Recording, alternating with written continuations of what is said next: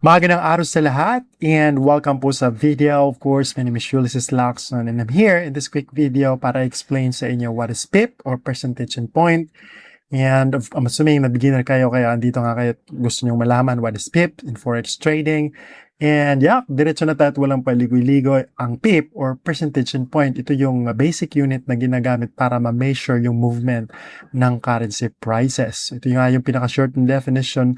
A PIP measures how far currency pair moves. So in a currency pair. So ibig sabihin, tradable pair nga siya kasi nga currency pair. So for example, dito sa EURUSD, most pairs, kadalasan yung pang-apat na digit after ng decimal, yan yung PIP. So sa ating halimbawa dito, EURUSD, yung atubas ng euro sa USD, 1.0850, ang pang-apat na 0, pag naging 1 yan yung nag-move siya ng 1 pip. So, di ba, measure nga. Kaya dito, pag nag-move, ito yung tinatawag na 1 pip movement. Kapag ka ang 0 naging 1 or ito naging 2, so syempre, 2 pips. Now, sa GPY pairs, so Japanese Yen pairs sa Forex, is pangalawang digit siya after sa decimal. So, yan lang yung pinakatandaan lang talaga natin. Sa most pairs, USD pairs, especially USD pairs, ano yan, pang-5. Now, pagdating sa GPY pairs is pangalawang digit siya. So, dito nga sa ating example, yung 0 ng 20 is naging 21, kaya meron siyang move na 1 pip. So, yung pinaka-question na what is pip?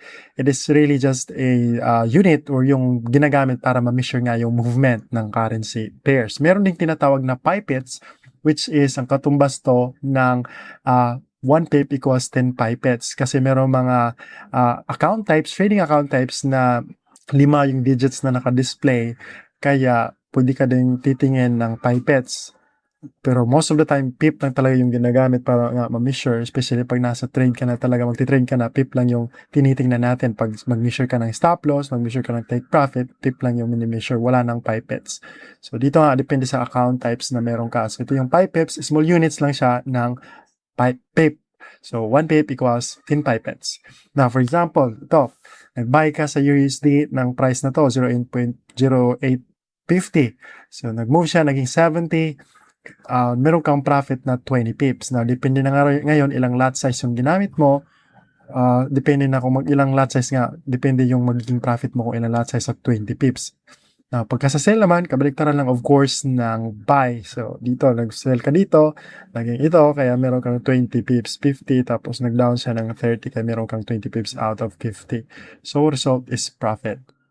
So, ganun lang yung pinaka-explanation what is PIP, and I'm assuming na beginner kayong trader.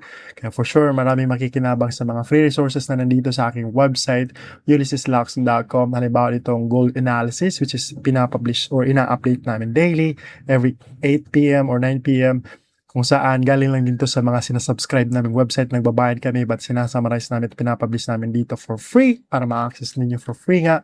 And pwede kayo mag-refer kasi kapag meron ka ng overall bias sa market, edi maghahanap ka na lang ng entry kung naman yung mga kriteria mo para papasok sa market. Now, aside pa doon, pinaka-importante din na pag nag-trade tayo, meron tayong trading plan. Kaya meron ako ditong ginawang sample na trading plan na pwede niyong sundan para talaga to sa mga beginners. Meron kayong model. A trading plan is syempre from the word itself, trading plan. Ito yung plano natin kung paano tayo papasok sa market, magkano yung risk natin, ilang trades pa yung dapat tinitrades natin daily, tapos ano yung mga entry criteria natin. So this is an example, but of course, if you have your own strategy, iba din po yung magiging arrangement.